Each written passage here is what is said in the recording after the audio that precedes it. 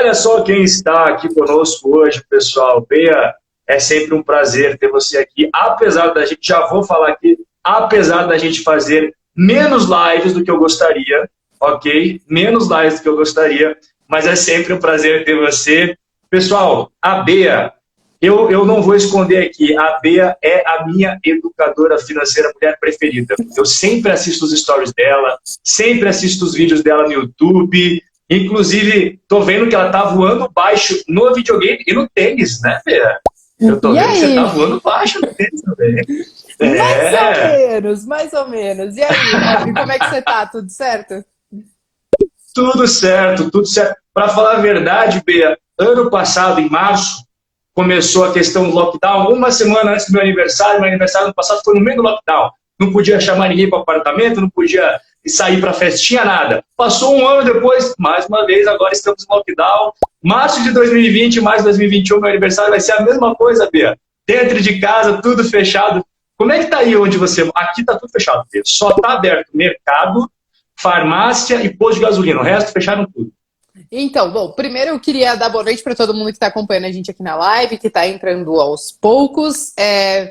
Tô talvez no tênis voando um pouquinho mais, no videogame eu jogo tudo, mas jogo tudo muito mal. Eu acho que inclusive cabe a gente falar um pouquinho desse setor hoje aqui, porque ele é um setor que está super hot aí, e que está crescendo cada vez mais. Mais sobre lockdown... Ah, não, e também preciso dizer, Rob, eu admiro muito seu trabalho, gosto muito do seu posicionamento, eu acho que as nossas ideias coadunam muito, tanto às vezes em algumas questões de política, de investimento, de estratégia e tudo mais. Então, acho que as nossas ideias batem bastante, vai ser uma baita live hoje. Sobre lockdown, vamos lá. Ano passado eu consegui passar meu aniversário em fevereiro, então eu consegui passar meu aniversário ainda de uma maneira mais ok. Esse ano também foi sem conseguir viajar, que é o que eu sempre gosto de fazer no meu aniversário. E aqui em Santa Catarina, Rob, aqui no sul principalmente, a gente passou 2 semanas fechadas e essa semana a gente voltou a reabrir. Isso porque aqui tinha filas e filas de gente esperando atendimento e tinha gente que estava morrendo sem nem ter atendimento, sem nem conseguir um leito de UTI. Então a coisa realmente meio que colapsou pro lado de cá. Agora as coisas voltaram a abrir, mas aos fins de semana tá tudo fechando de novo. Então funciona de segunda a sexta-feira, claro, com aquelas restrições, e fim de semana as coisas fecham, porque, pelo menos pro lado de cá, era quando a gente via que a galera mais ligava o foda-se e ia pra bar, ia pra festa, ia fazer não sei o quê. E aí o pessoal entendeu que talvez pudesse ser isso que tava meio que colapsando pro lado de cá. Se não sei, porém são as medidas que a gente tem aqui agora. Mas já estamos tudo meio que aberto, assim, de novo, então não tem tanta restrição como aí. Entendi. Pessoal, agora que está em mais de 200 pessoas ao vivo, eu esperei aí um pouco mais de gente entrar. Eu tenho certeza que a maioria de vocês conhece a Bea, tá? Mais os Robin Holders que ainda não tiveram o prazer de ver o trabalho da Bea, tanto no Instagram quanto no YouTube. Ela é muito boa também no YouTube, eu sempre assisto os vídeos dela lá. Depois da live, não vai sair agora, não vai sair agora. Depois da live, vocês seguem a Bea, _Aguilar no Instagram, vocês seguem ela aqui facinho, e no YouTube o canal é o Papo de Bolsa, Bea? Isso. Papo de Bolsa, procura lá, o Bea Aguilar também, né? Se procurar Bea Aguilar o Papo de Bolsa, vai aparecer os dois. É lá, tem vídeos... E aí você... Tem vídeo... Que dia que tem vídeo? Tem domingo, quarta e sexta-feira. Eu até esqueço quando que vai vídeo lá no canal, tudo bem. É coisa pra caramba. Façam igual o Rob, se inscrevam no canal da Bea, que eu sempre assisto os vídeos dela. Bea, isso que você falou aí, de lockdown, né? Até comecei com essa pergunta para a gente já puxar por quê. Porque eu até separei aqui um negócio que é importante para a maioria dos Robin Holders, acredito que o teu público também. Fundos imobiliários de shoppings, Bea. Nesse cenário, o pessoal está me perguntando, Rob, e agora? E aí, eu até peguei um dado aqui da Associação de Shopping Centers do Brasil, super atualizado, ele foi divulgado hoje de manhã, tá? 5% dos shoppings no Brasil operam plenamente, ou seja, agora no Brasil nós temos 359 shoppings completamente fechados e 213 semi-abertos, no sentido assim, restrição de funcionamento. Não está aquela plena capacidade, todo mundo pode ir a hora que quiser, não. Tem restrição. Então, só 5%, Bea, dos shoppings estão operando plenamente. Eu vou aqui falar rapidamente, eu quero ouvir mais, claro, todo mundo quer ver aqui a opinião da Bea sobre a questão dos fundos imobiliários. Pessoal, eu lembro do ano passado, a gente pega alguns exemplos, por exemplo, XPMOLs, o VIS, que são fundos imobiliários que a maioria aí de vocês tem, vocês sempre perguntam, XPMOL, não, tá. Então, assim, o que a gente viu ano passado? Eu achei até uma decisão acertada de eles segurarem um pouco, segurarem os pagamentos de rendimentos para esperar a situação melhorar. Ah, Rob, mas isso daí é uma sacanagem, pô, eu comprei o fundo imobiliário para dar rendimentos todos os meses, não sei o que lá. Tem dinheiro, eu tô vendo que tem dinheiro lá. Mas, cara, o que acontece? Você não sabe quanto tempo vai durar. Ano passado a gente não sabia, vocês lembram da época? Pô, essa época ninguém sabia quanto tempo vai durar. Então eles seguraram, eu achei super correto por parte dos gestores, foi melhorando, né, Bea? Eles foram pagando, retomou. Só que agora, no começo de 2021, quem iria imaginar que a gente ia ter novos lockdowns, ninguém imaginava. Então, assim, a minha opinião, galera, é que toda vez que os gestores congelam os pagamentos provisoriamente, não é definitivo, é uma suspensão desses pagamentos para preservar a saúde financeira do imobiliário. Eu sempre vou bater palma e acho que está certo. Algumas pessoas dizem que não concordam dessa forma. Então, tem que pagar enquanto tem dinheiro. Bom, eu não vejo dessa forma, tá, pessoal? Eu acho que, assim, o mais importante é a gente preservar a saúde do nosso ativo, certo? É igual uma árvore, eu sempre falo, igual uma árvore. Quando você colhe a maçã, é o rendimento. Mas você não pode esquecer que o tronco está saudável, o solo tem que estar fértil, os galhos também, as folhas, não. Senão o fruto não vai vir bom.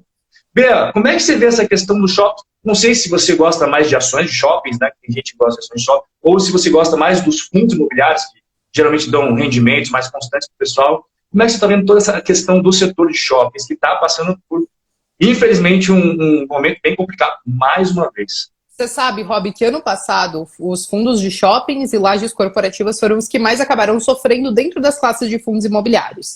E aí muita gente perguntava na época, Bea, será que sofrendo desse jeito vale a pena a gente entrar? E eu olhava para o que os gestores estavam fazendo nessa questão de preservar caixa e de tentar, e os próprios shoppings mesmo, tentarem se adaptar a toda a situação que a gente estava vivendo. E eu pensei, olha, eu acho que sim, isso pode ser uma oportunidade, mas não é para você esperar, por exemplo, investir nesse momento de caos e achar que você vai ficar rico do dia para a noite. É entendendo que a situação não está resolvida, que a situação, depois de um ano, ainda não está resolvida, e que quem está olhando para esse setor, que ele ainda está estressado, que ele ainda vive uma oscilação muito grande, novamente agora por conta desse lockdown, é justamente pensando que, olha, talvez agora a gente esteja vendo vários fundos imobiliários que estão negociando abaixo do seu valor patrimonial, e que lá na frente, quando a coisa estiver um pouco mais resolvida, aí sim a gente pode começar a ver fruto desse retorno, tanto na questão de valorização da cota, como o retorno também dos próprios dividendos, porque agora eles tentam preservar a caixa, mas lá na frente tudo isso volta ao normal. Quando isso volta ao normal, o preço que você conseguiu negociar nesses fundos imobiliários, com certeza vai ser mais baixo do que quando tudo já estiver resolvido lá na frente. Só que esse tipo de investimento é para quem tem perfil, para quem aceita esse risco e para quem entende que não é para agora. E para quem não se importa em talvez olhar para uma classe de investimentos que muita gente está dizendo para você correr, porque a gente está no meio de uma pandemia e todo mundo fica meio estressado. Mas eu vejo que hoje os fundos imobiliários e os de shopping, assim como de lajes corporativas, eles estão apresentando algumas oportunidades. Eu fiz um vídeo, inclusive, recentemente lá no canal, fazendo um comparativo entre os fundos imobiliários de shopping, olhando toda a questão da vacância, porque ainda que a gente tenha os shoppings num ano extremamente difícil, ainda assim existem alguns que estão com uma vacância baixinha.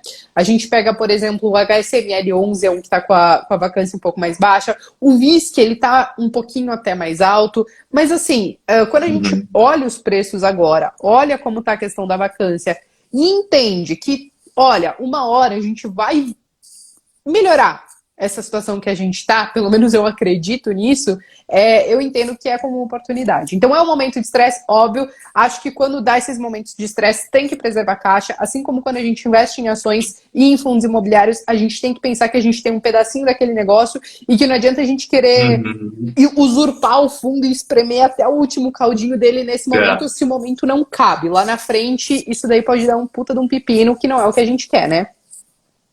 Perfeito, Bea. E até para completar tudo isso que você falou muito bem, eu acho que além do bom senso do investidor, tem que ter o bom senso também dos proprietários de forma geral lá, que às vezes eles ficam meio receosos de negociar com os lojistas. Não, veja bem, a gente já fez isso no passado.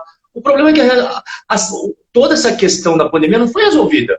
Então os lojistas que tinham reparcelado várias coisas, se lembra daquela época, condomínio atrasado, taxa de propaganda atrasado, aluguel, tudo foi renegociado e tinha gente que ainda estava pagando as coisas que estava parcelado, e veio mais um lockdown, o cara mais uma vez não consegue abrir as portas para vender, para girar o negócio dele, provavelmente vai ter que ter novas negociações, então cabe também bom senso nessa galera, fala, pô, não é o que o lojista não quer pagar, ele não está conseguindo pagar. A situação não está fácil. E acho que também o que a gente está vendo agora é um pouco diferente, Rob, porque por mais que a gente tenha vários shoppings fechando por completo, alguns outros conseguiram se adaptar muito rápido, ainda lá no início da pandemia, e agora eles já estão com uma estrutura melhor e já com um plano de contingência, porque eles já viveram isso antes. Então a gente viu vários shoppings trabalhando com o modelo de drive-thru, onde você fazia as compras, por exemplo, pelo aplicativo ou pelo site, e você só passava a pegar no shopping e você nem descia do carro. O próprio e-commerce, ele foi fomentado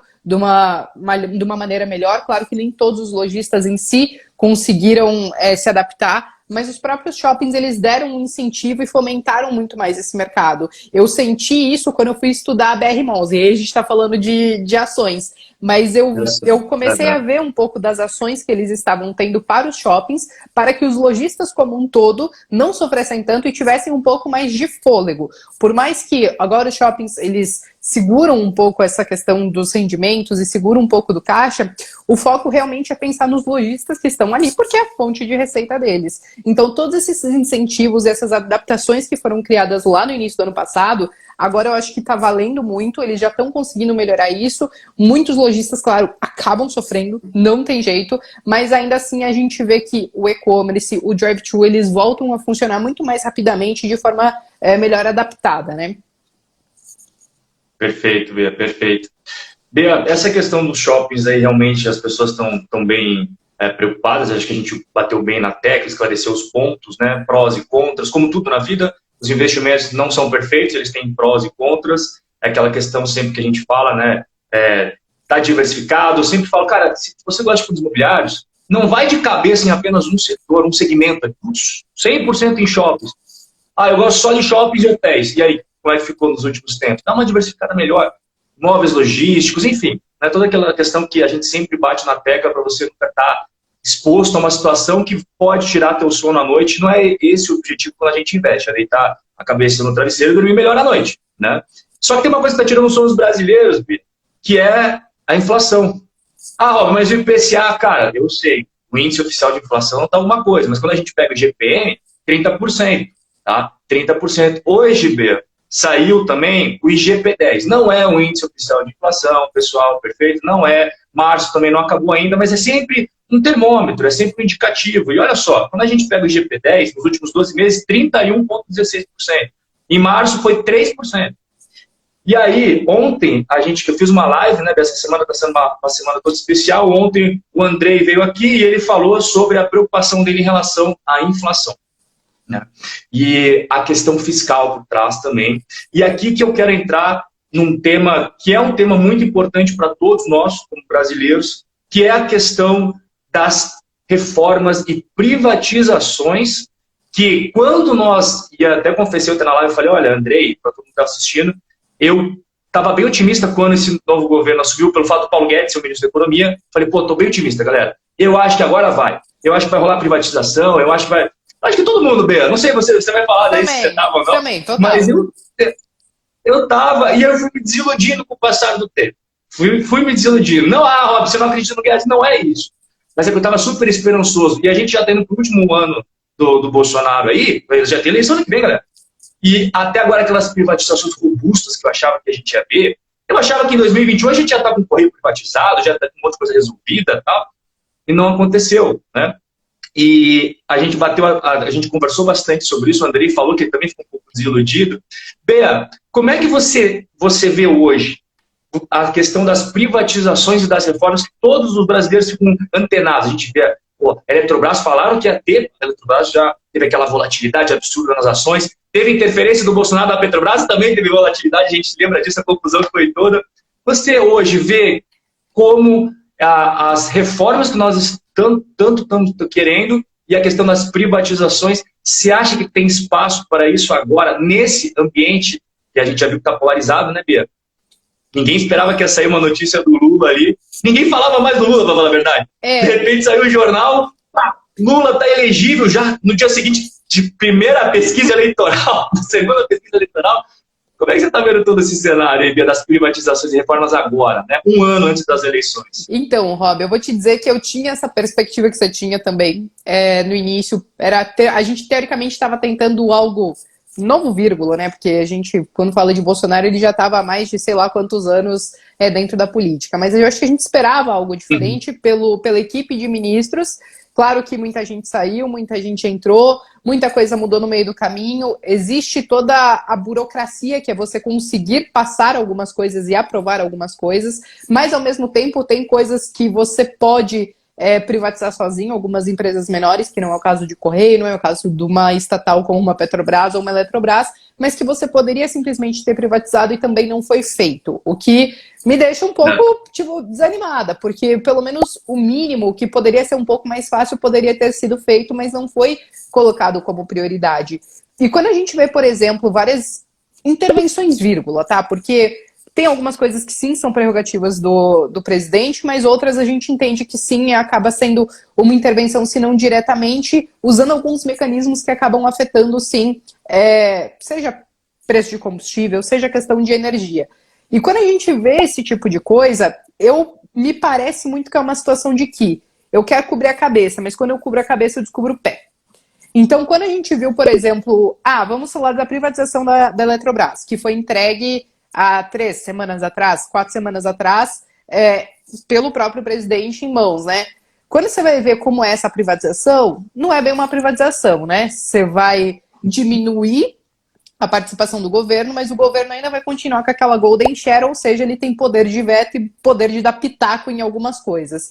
Então, ok, é importante ainda assim esse movimento para a Eletrobras, porque eu acho que tem como você melhorar e deixar ela muito mais produtiva e eficiente, com esse capital de terceiro entrando através de uma venda, né, de uma parte da Eletrobras, seria feito teoricamente como uma subscrição de ações, então eles emitem mais ações, o governo não pode participar, então dilui um pouco essa participação dele, entra recurso novo e ela conseguiria talvez investir mais em novos projetos e tudo mais. Isso é muito importante. A única questão que me deixou com o pé atrás foi essa questão da Golden Share. Quando a gente fala, por exemplo, da questão dos tributos de combustíveis, né? Poxa, você tentou reduzir, de um lado, os tributos, aí vieram os estados, pelo menos 18 estados, pelo que eu li numa matéria, eu até compartilhei ontem no meu Instagram, nos meus stories, 18 estados acabaram aumentando depois o ICMS, então meio que ficou aquelas por elas. De um lado você diminuiu o PIS e COFINS, do outro você aumentou o ICMS. Mas, ao mesmo tempo, é óbvio que o estado, ele não vai... ele precisa pagar essa conta, e quem paga a conta são os impostos, e quem paga os impostos somos nós. Então, o que ele pensou? Olha, eu vou reduzir PIS e COFINS do combustível, mas eu vou jogar lá para os bancos a partir da metade do ano. Só que os bancos também não vão pagar essa conta sozinhos. Então, o que eles pensam, né? Vamos, talvez, encarecer um pouco esse crédito para compensar esse imposto que o governo está querendo me carcar nesse momento, né? Então, no fim das contas, quem acaba pagando, mais uma vez, essa conta, e eu volto a dizer, é justamente o tomador de crédito. E aí, quando a gente pensa em reformas, quando a gente pensa na máquina pública, é aí que a gente tem que começar a mexer para você conseguir efetivamente ter uma redução dos impostos.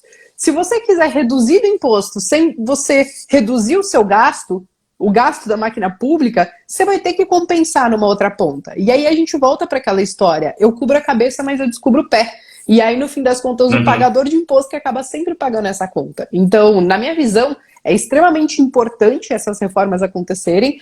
Eu acho que a reforma tributária, se acontecer, vai ser antes do que a administrativa. Eu acho que a reforma administrativa é que eles menos têm interesse de passar, porque aí você vai estar meio que mexendo ali no vespeiro, você vai começar a falar de privilégio, você vai começar a querer mexer hoje na elite do funcionalismo público, da classe política, e é muito difícil a gente olhar para aquela galera que está lá em cima e entender que eles vão querer abdicar de alguma coisa. Então, se acontecer, eu acho que vem a reforma tributária antes, mas ao mesmo tempo me preocupa muito que ano que vem temos eleições.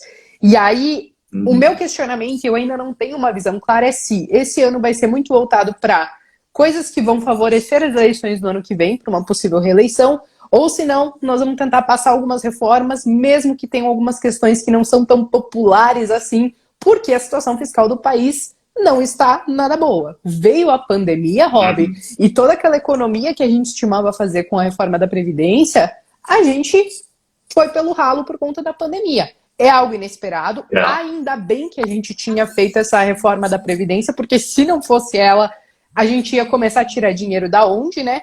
Mas ainda assim elas são extremamente importantes. E eu acho que mais importante do que isso, só que aí eu acho que a gente começa a falar de uma utopia, é essas reformas passarem sem serem tão desgastadas. Porque entra de um jeito, sai de outro, você espera que você vai ter uma economia, uma melhora de um lado, e quando você vê, eles já estão mexendo em vários pontinhos lá no meio, que muda o jogo no fim das contas, né? Vocês estão me ouvindo bem? Tá sendo um som legal? Tá. Bea, isso que você falou, né? Eu até tenho uma opinião muito parecida com a sua, porque agora nós estamos na fase final do governo. E aqui não importa, Rob, Bolsonaro, se fosse o Lula, não. Qualquer governo, você pode pegar tanto no Brasil quanto nos Estados Unidos. O início do governo é quando o cara está popular. Ele acabou de ganhar uma eleição. É o momento adequado para passar reformas pesadas, onde você precisa de muita gente do seu lado para passar. No final do mandato, não importa se é Bolsonaro, Lula, Barack Obama ou Donald Trump, no final todo mundo está com a popularidade lá embaixo. É impossível você ter 4 anos super bem com o povo, com todos os setores da sociedade, não tem como. Então, no começo, Bea, quando a gente teve a oportunidade, a gente conseguiu aos trancos e barrancos passar algumas coisas desidratadas. Não era aquela íntegra como nós gostaríamos, aquela coisa robusta, sólida, você fala, putz, agora vai, né? Agora passou uma baita reforma. Foram tirando aqui, foram tirando lá. Ah, esse grupo não gostou disso daqui, ah, esse grupo não gostou daquilo lá. Foi desidratando, mas passou. Igual você resumiu muito bem, Bea, perfeitamente. Imagina se não tivesse feito isso e viesse a pandemia. Seria pior do que está agora.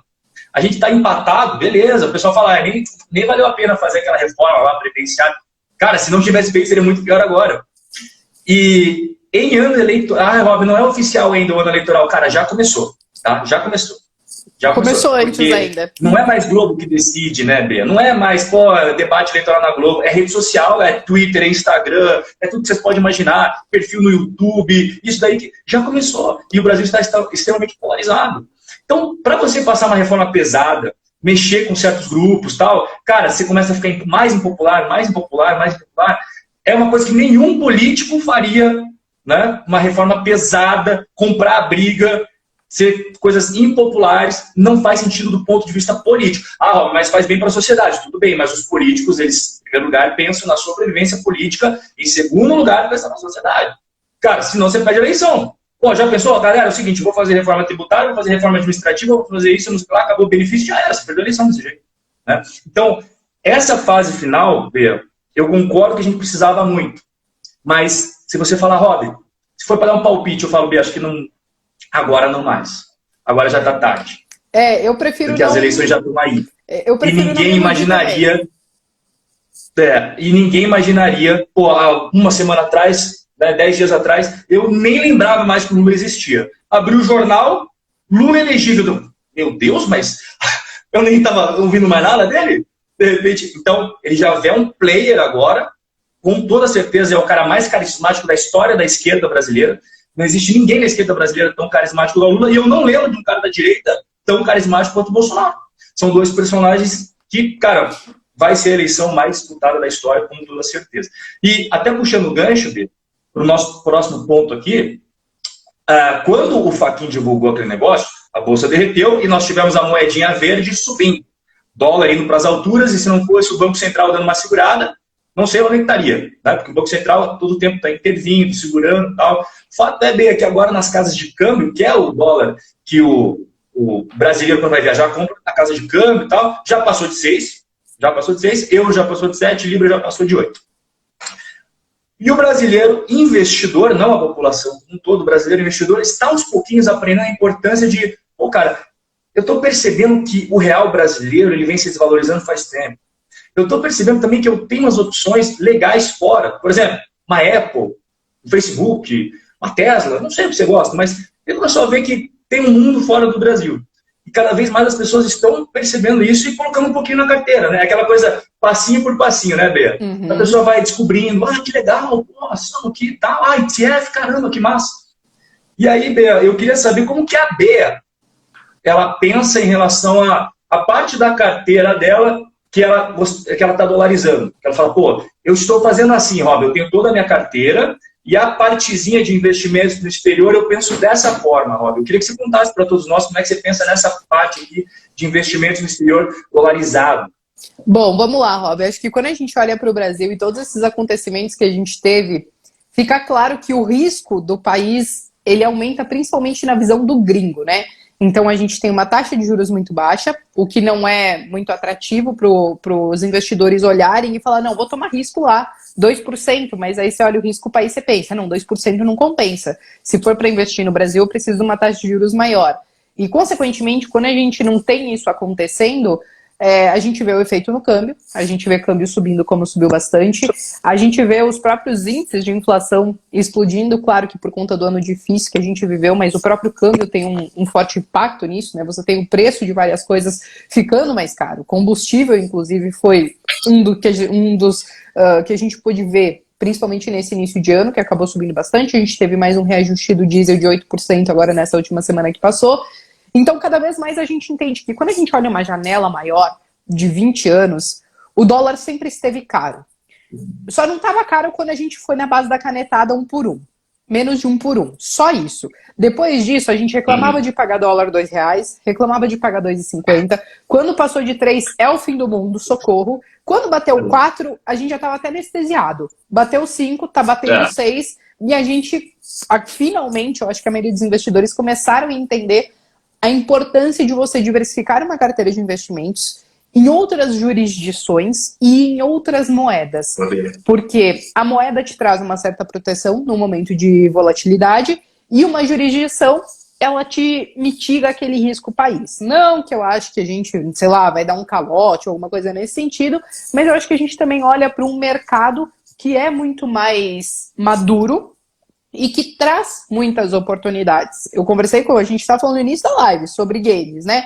Poxa, esse é um setor que eu tenho olhado com muito carinho, é um setor que tem crescido bastante, tem muitas opções para investir lá fora, tem algumas opções através dos BDRs aqui, mas é óbvio que quando você vai lá para fora, você abre um leque muito maior, tanto de ETFs como as ações. Então, hoje a minha carteira, Rob, eu comecei a dolarizar ela tem alguns anos. Eu estava com 15%, consegui subir para 20%. Eu tô subindo aos poucos, entendeu? 25%. Eu tenho alunos meus que já estão com 80%, 90% da carteira dolarizada.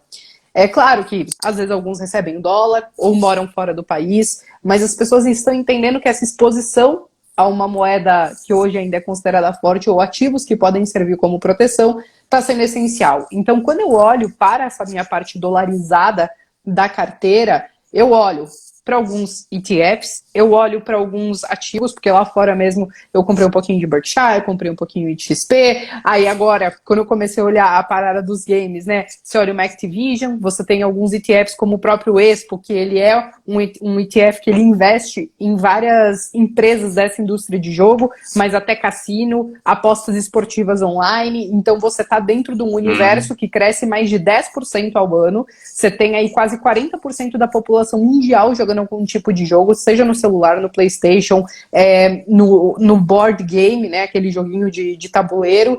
Então é um setor que tem crescido bastante, que me chama a atenção, que eu gosto bastante também, que sou consumidora.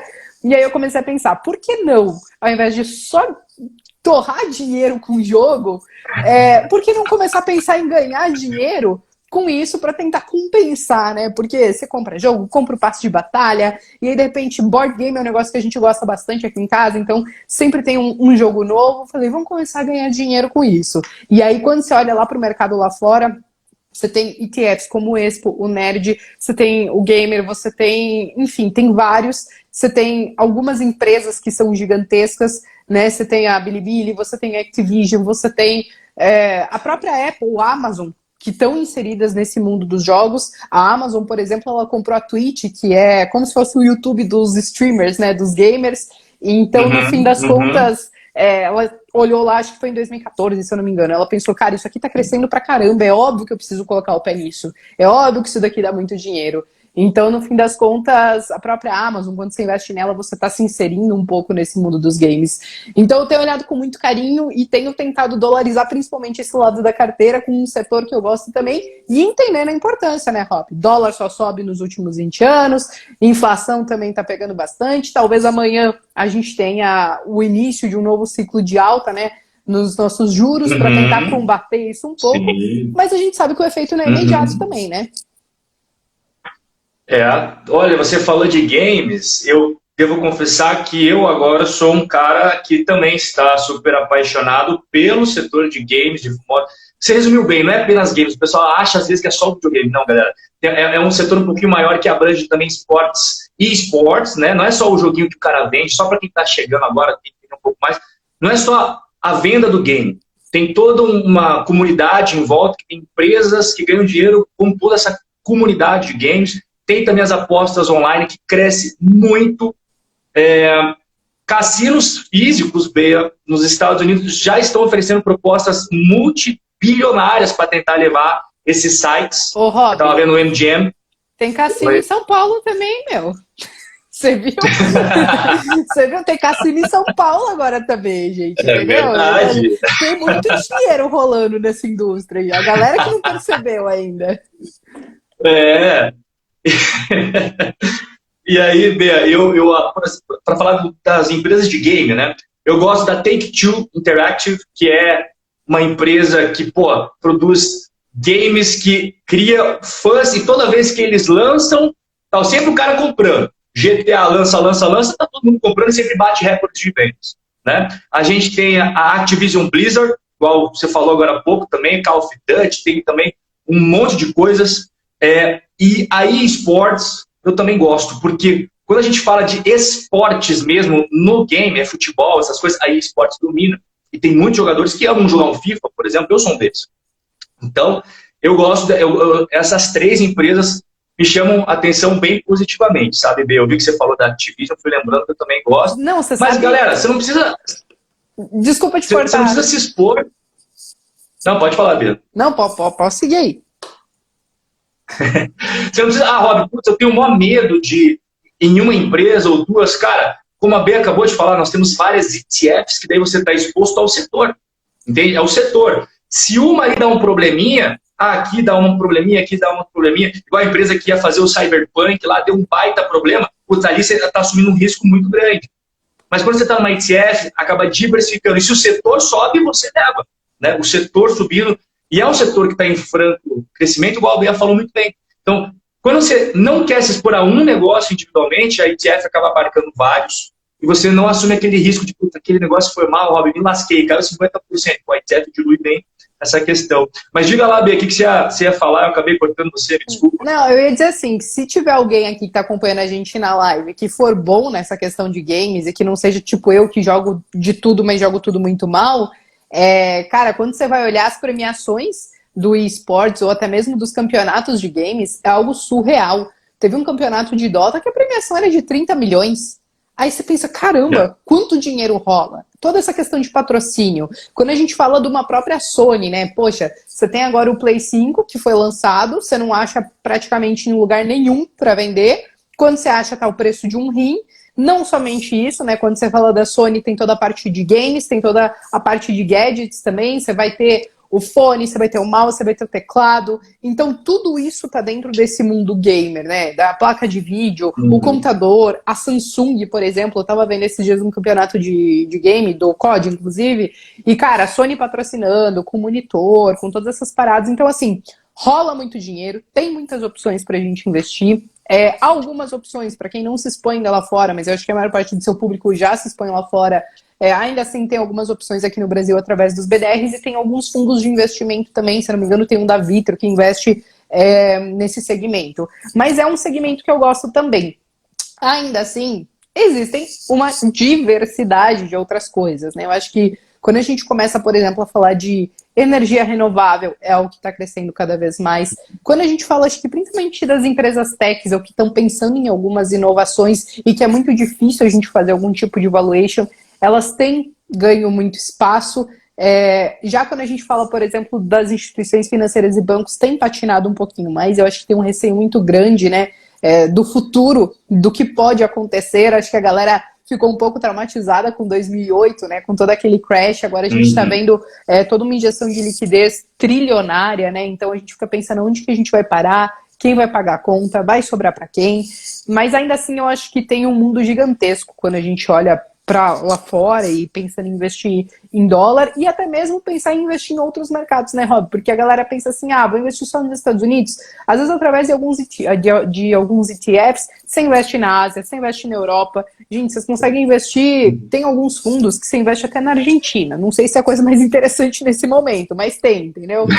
Então você tem um leque gigantesco para você conseguir diversificar a carteira e mitigar um pouco do risco, né? Você tá vendo que os emergentes estão sofrendo um pouco, o Brasil está sofrendo um pouco, nossa bolsa de valores, apesar de tudo, ainda assim se valorizou pra caramba, está fazendo uma pequena correção desde o nosso último topo, mas ainda assim, né, parece que está muito descolado da nossa realidade. Então, se você acha que isso pode acarretar aí um pouquinho mais de risco para a carteira, porque parece que a bolsa está voando, mas quando a gente olha para a nossa realidade não é para tudo aquilo, vale a pena pensar nessa diversificação de carteira e principalmente na proteção, né? Perfeito, Bea. Só para complementar, galera, tudo isso que a gente falou nessa resposta, que vocês perceberam várias empresas, vários setores, ideias bem legais para vocês refletirem, estudarem com calma depois. Só para complementar essas questões que a Bea falou, então, resumindo, o que eu gosto bastante, as empresas de games, as empresas voltadas a jogos online, aí entra apostas esportivas, apostas, você pode estar assistindo lá uma Champions League, você entra no site, você pode apostar no Bayern de Munique, essas coisas, e também cybersecurity. As empresas de cybersecurity, eu estou vendo que também estão indo muito bem, apresentam balanços sólidos, e igual a Bia falou, inclusive algumas nem são dos Estados Unidos. Israel é muito forte nisso daí, mas aí é assunto pra gente deixar para outra live, que eu não quero matar todos os assuntos que a Bia hoje para ela nunca mais voltar, galera. Não. Eu vou segurar ela nos outros assuntos. Isso aí não tem Bia, já que a gente está falando de tecnologia, a gente não pode deixar de falar de cripto, porque todo mundo está falando de cripto. Todas as pessoas estão falando de cripto. E ontem, até, deixa eu contar uma coisa rapidinha para você. Ontem o Andrei falou que quando ele casou, olha só que história sensacional, o primo dele deu para ele Ethereum. E o Andrei casou já faz muito tempo. E ele deu de presente, ele falou assim, cara, o que é isso daí? Não, um dia vai valer alguma coisa. E o Andrei falou que quando o cara deu pra ele era, sei lá, não sei, pouquinha coisa, sabe? Em dólares, assim, não valia nada. E aí ele falou que lembrou desse negócio pouco tempo atrás e tá valendo mais de 20 mil dólares o presente que o primo dele deu. Falei, cara, você já foi dar um abraço pro meu primo lá? Esse presente de casamento é o mais caro que eu já vi, viu? 20 mil dólares, velho. Esse aí então, é o melhor padrinho de casamento. Com certeza, com certeza. Então as pessoas estão cada vez mais se interessando por criptos. E aí, eu primeiro quero saber assim, Bea, se você gosta, não gosta, investe ou não. E aí tem uma segunda pergunta relacionada ao futuro das criptos em relação aos governos que têm um pouco não, receio de perder aquele poder, que eles amam ter poder, nunca vi político deixar de gostar de ter poder, para emitir moeda, que é algo que os governos amam. E é exatamente isso que as criptos fazem. Todo o sistema por trás do Bitcoin é o quê? Tirar o poder do Estado de emitir moeda a rodo, faz o que quer o tempo inteiro, emite moeda e tal. E aí os Estados falam, opa, pera lá, mas isso daí é o nosso poder. Tanto é, Bea, que teve um tempo atrás um congressista americano, tem a fala dele, que eles gravam as sessões do Congresso, e ele falou, esse negócio de criptomoeda aí, a gente vai perder o poder. Vocês já pararam para pensar isso daí? Ele falou abertamente, é sessão pública, não é nada a portas fechadas. Então é uma preocupação dos políticos. A gente vê, por exemplo, Índia baniu as criptos. Por quê? Porque o governo falou, os caras estão usando cripto, os caras isso e aquilo, o nosso dinheiro que não é dos melhores do mundo aqui, a galera já está ficando receosa. Bane, proíbe. Nigéria, uma puta problema na Nigéria, como sempre, né? Problema para tudo que é lá na Nigéria. A população parou de usar a moeda deles, que eu nem sei o nome da moeda da Nigéria. E aí começou a usar as criptos. O governo o que fez? Proibiu. Não, voltem a usar. E quem for pego aí vai ser processado, vai ser preso, depende, sei lá. Então, o governo começou a complicar a vida do cidadão nesses países lascados, por exemplo, a Nigéria, que tem muito potencial, mas tem muito problema dentro. E assim, Bea, a gente está vendo um discurso, principalmente da Yellen nos Estados Unidos, falando o tempo inteiro aquela narrativa que vai aos pouquinhos, né? Ah, mas isso daí financia o terrorismo. Ah, mas isso daí... Pô, a gente sabe que a maior parte das pessoas que usam Bitcoin são pessoas honestas, trabalhadoras, que põem lá. Claro que tem uma parte que vai usar isso para coisas erradas, assim como tudo no mundo, pô. tudo no mundo tem as pessoas boas, as pessoas ruins, as pessoas fazem coisa errada, as pessoas fazem a coisa certa, as pessoas fazem a coisa certa, tem que ser punidas por todo mundo, faz a pequena parte faz coisa errada, mas é aquela narrativa, né, Bia, que entra na cabeça das pessoas mais leigas, você vai trabalhando a narrativa, as pessoas, faz sentido, e o governo vai minando isso. E isso foi um ponto que eu conversei ontem com o Andrei. Mas eu quero que você fale como que você pensa em relação ao investimento, primeiro, né? Se você gosta, se não gosta, se investe. E depois eu queria que a gente entrasse nessa questão dos governos pegando no pé das criptos o tempo inteiro. Que isso, sei lá. Você sabe, Rob, que eu estudo cripto já tem um bom tempo. E eu sempre fiquei falando assim, eu só vou investir naquilo que eu conheço e que eu entendo. E aí eu demorei pra caramba pra fazer isso. E eu até fiz uma live com a Tatá, a Tassa Ether, para falar sobre criptos, porque era um conteúdo que a galera estava demandando muito. Na época, acho que cripto estava 240 mil reais, 230 mil reais, alguma coisa assim.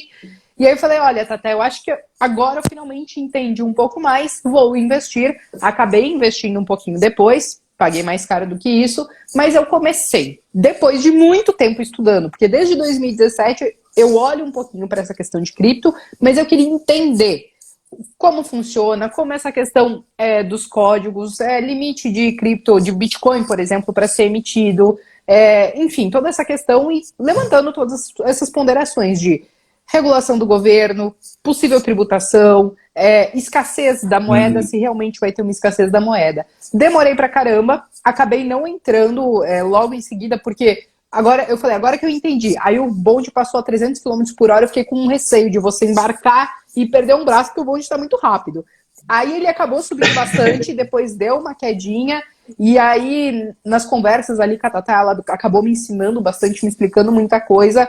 Realmente, faz sentido, às vezes, você olhar, se você tem vontade de estudar esse mercado e diversificar um pouquinho a tua carteira, que seja começando com 1%, coisa mínima da carteira, mas não dar uma tacada só em cripto. Mas você ir fazendo alguns aportes pontuais para você ir fazendo aquele preço médio e pensando no longo prazo. E entendendo que pode, talvez, do nada cair 70% do valor.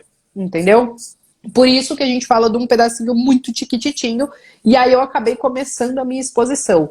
Não compartilhei com a galera por aqui, até porque, Rob, no fim das contas, pra gente mostrar essas coisas que a gente faz, eu como analista CNPI, eu tenho que esperar um prazo, né? Então, o que eu faço? Tem que esperar 30 dias para poder compartilhar, para não sei o quê. Então, eu sempre tento ter esse cuidado até mesmo para, enfim, não ter problemas com o CVM e tudo mais. Mas, de qualquer maneira, comecei. Ainda não me sinto, por exemplo, super apta a, nossa, agora eu vou rasgar falando de criptomoeda, porque, claro, eu estudei bastante, entendi para começar, mas eu acho que é na prática mesmo, e acompanhando o investimento ali no dia a dia, que a gente realmente vai ganhando mais confiança e entendendo mais desse segmento.